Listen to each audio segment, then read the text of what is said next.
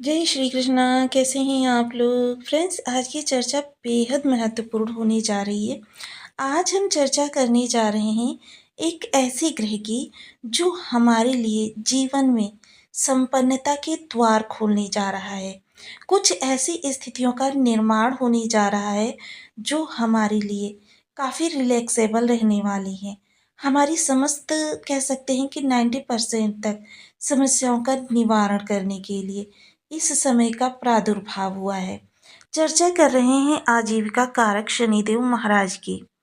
क्योंकि देखिए, जैसा कि हम सभी लोग जानते हैं, शनिदेव जिस भी भाव में होते हैं उस भाव में कठोरता को भर देते हैं। कठोरता से मतलब ये नहीं है कि वो भाव जो होता है एकदम आपके लिए रूड हो जाता है, बल्कि उस भाव से संबंधित चीज़ें जो होती हैं वो थोड़ी सी कह सकते हैं कि टेक्निकल हो जाती हैं। जैसे लग्न में बैठे हुए हैं, आपको लोगों से बिल्कुल अलग कर देंगे। आपको लोगों से मिलने जुलने में हिचकिचाहट होगी, संकोच होगा। आप एकांत प्रिय रहेंगे। अब यहाँ पर देखिए, काफ़ी सारी चीज़ें आपके साथ हो रही थी और मोस्टली शनि जो हैं वो देखिए, एक तो आपके राशि लाभ भाव के स्वामी हैं, व्यय भाव के स्वामी हैं और आपके लग्न में बैठे हुए हैं, आजीविका के कारक हैं।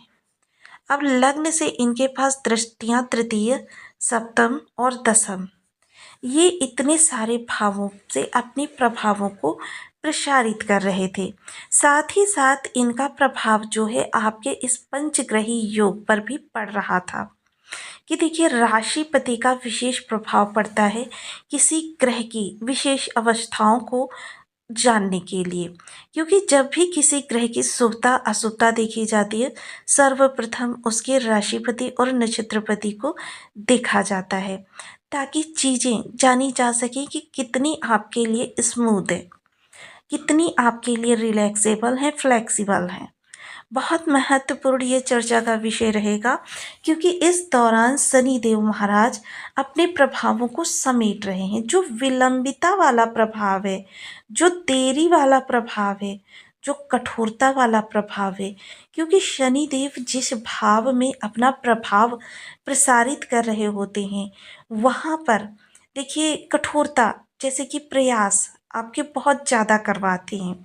मोस्टली सामान्य सी भी चीज़ अगर आपको प्राप्त करनी होगी, उसके लिए 200 से 300 गुना अधिक आपको प्रयास करना पड़ता है।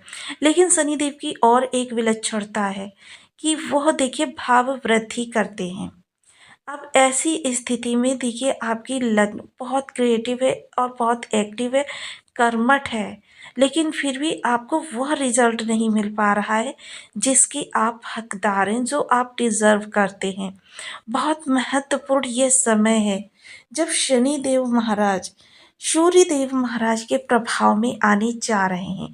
अब आपका एक प्रश्न उठ सकता है कि यहाँ पर तो पंचग्रही योग बना हुआ है और शनिदेव तो दूसरे भाव में बैठे हुए हैं, फिर सबसे पहले इन्होंने शनिदेव को ही क्यों प्रभावित किया। देखिए, दो ग्रहों का एक साथ होना जरूरी नहीं है कि वो किसी ग्रह को प्रभावित कर सकें।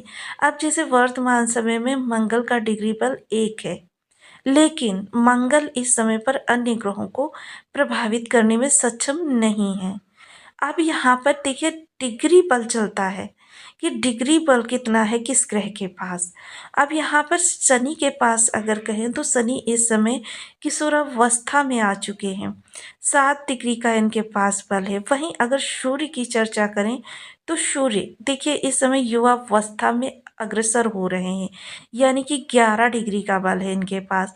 अब ये दोनों ही ग्रह वर्तमान समय में किशोरावस्था से गोचर कर रहे हैं, जिस कारण से शनिदेव, और जैसे कि हम सभी लोग जानते हैं, शनिदेव का जो प्रभाव है बहुत धीरे होता है, जिस कारण से ये दोनों ग्रह एक दूसरे को इस समय पर ज़्यादा प्रभावित करें। क्योंकि शनिदेव अभी अगर देखा जाए भाव के अनुसार, तो भाव के अनुसार ये अभी इस स्थान पर हैं और सूर्य इस स्थान पर हैं, जिस कारण से इनके मध्य सिर्फ 4 डिग्री बल की कमी रह गई है। और 4 डिग्री बल, दो ग्रह सोच भी सूर्य के साथ गोचर कर रहे हैं या सूर्य के आसपास हैं, उनका बल यदि 13 डिग्री से कम का रह जाए तो उस ग्रह को अस्त मान लिया जाता है। अब अस्त होने के लिए देखिए यहाँ पर कुछ चीज़ें जाननी ज़रूरी हैं। इसमें विद्वान वर्ग 2 तरीके से बात करते हैं।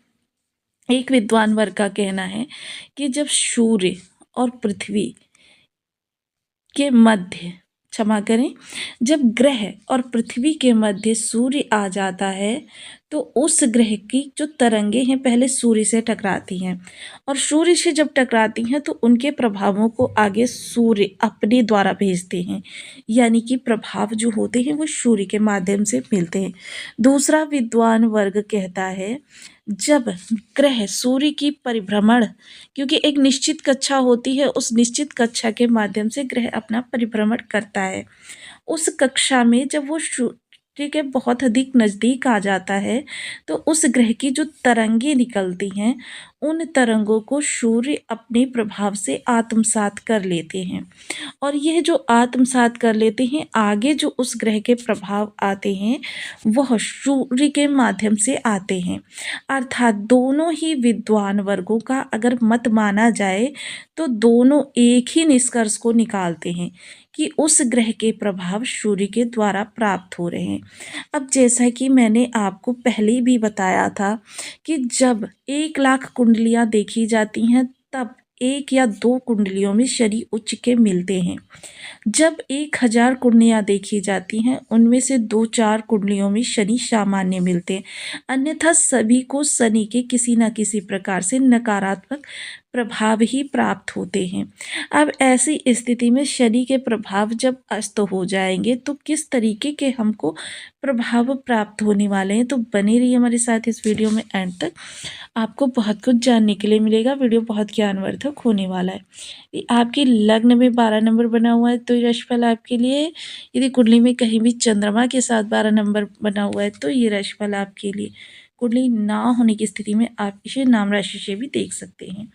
यदि अभी तक आपने अपने इस चैनल को सब्सक्राइब नहीं किया है तो प्लीज़ सब्सक्राइब कर लीजिए, वीडियो को लाइक कर दीजिए, चैनल को शेयर कर दीजिए। इससे होगा क्या कि हमारे आने वाले हर वीडियो की नोटिफिकेशन मिल सकेगी आपको सबसे पहले। एक प्यारा सा कमेंट करना बिल्कुल ना भूलें। कमेंट से हमें बहुत मोटिवेशन मिलता है, हौसला मिलता है, और ये पता चलता है कि आप और क्या जानना चाहते हैं। अब लग्न की अगर मैं बताऊं तो यहाँ पर आपके अंदर बहुत बड़ा चेंज आने वाला है।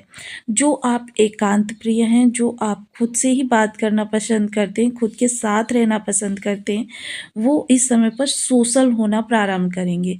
थोड़ा सा इस समय मित्र बनाने की ओर आप अग्रसर होंगे। थोड़ा सा इस समय कुटुंबियों से, मित्र वर्ग से, इनसे सबसे मिलना आपको अच्छा लगने लगेगा।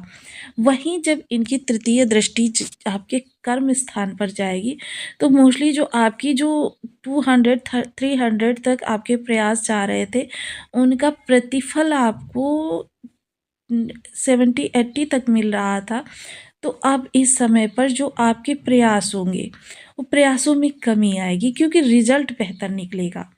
ये जो रिजल्ट बेहतर निकलेगा ये आपको काफ़ी प्रफुल्लित करेगा। देखिए शनि जो होते हैं विलंबिता के कारक होते हैं। कितने भी अच्छे हो जाएं लेकिन चीज़ों को उस समय पर आपको प्रोवाइड नहीं कराते जिस समय पर आपको उनकी ज़रूरत होती है, और विशेषतः ये लग्न में बैठे हुए तो जाहिर सी बात है कि लग्न में बैठा हुआ ग्रह पूरी कुंडली पर इफ़ेक्ट डालता है आपके माध्यम से, क्योंकि जो भी कृत्य होते हैं वो आपके द्वारा आपके लिए ही होते हैं, जिस कारण से यह समय आपके लिए काफ़ी रिलैक्सेबल और काफ़ी प्रफुल्लित करने वाला रहेगा। साथ ही साथ इनकी सप्तम दृष्टि तो जीवन साथी के स्वभाव में जो उग्रता प्रचंडता बनी हुई थी वो थोड़ी सी कम होगी। थोड़ी सी क्या इस समय पर कह सकते हैं 90% तक कम होगी, जिसके कारण से जीवन साथी के साथ आपका रिलेशन बहुत अच्छा चलेगा। जो आपका व्यापार है, व्यापार में आपकी कोई चीज़ें डिले हो रही थी, विस्तार नहीं मिल पा रहा था, लाभ उतना नहीं हो पा रहा था जितना होना चाहिए, उसमें अब थोड़ी सी गति आएगी। 90% तक आपके प्रत्येक प्रयास का आपको रिजल्ट अच्छा मिलता हुआ दिखाई देगा, जिसकी वजह से आप काफ़ी ज़्यादा अच्छे स्वभाव से आगामी जीवन को प्रभावित करते हुए देखे जा सकेंगे।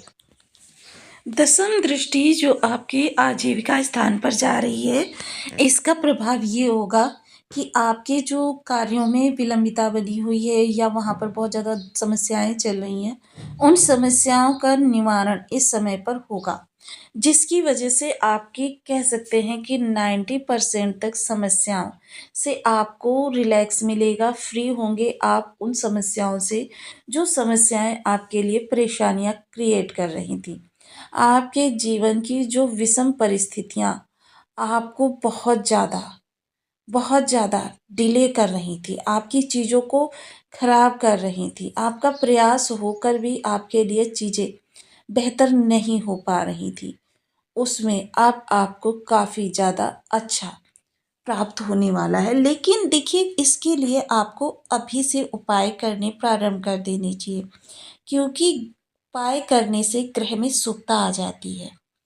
क्योंकि जैसे हमारे प्रत्येक कर्म का असर हमारे ग्रहों पर पड़ता है, तो हमको इस दौरान काफ़ी नम्रता से, काफ़ी शालीनता से रहना है। किसी को भी हमें अपशब्द नहीं कहना है, किसी के लिए भी बुरा नहीं सोचना है और न्याय के द्वारा अपनी आजीविका का अर्जन करना है। क्योंकि देखिए, शनिदेव फिर से उदय होंगे और फिर से अपने प्रभावों को प्रसारित करेंगे। जिस कारण से देखिए, ओम सन शनिश्चराय नमः इस बीज मंत्र का 1 माला, 2 माला, 5 माला, 7 माला, 11 माला का जप नियमित अपनी सुविधानुसार करना प्रारंभ करें। देखिए, काला सुरमा उसको आप घास वाली ज़मीन में दबाना शुरू कर दें, क्योंकि ये एक ऐसा उपाय है जो आपके शुक्र शनि को मिलाकर शुभ बनाता है, प्रॉपर्टी जनक योग बनाता है। और जो व्यक्ति प्रॉपर्टी खरीद सकता है, मतलब उसकी इनकम बहुत अच्छी होगी। तो इसलिए आप इस उपाय को रेगुलर बेसिस पर करना प्रारंभ करें। यह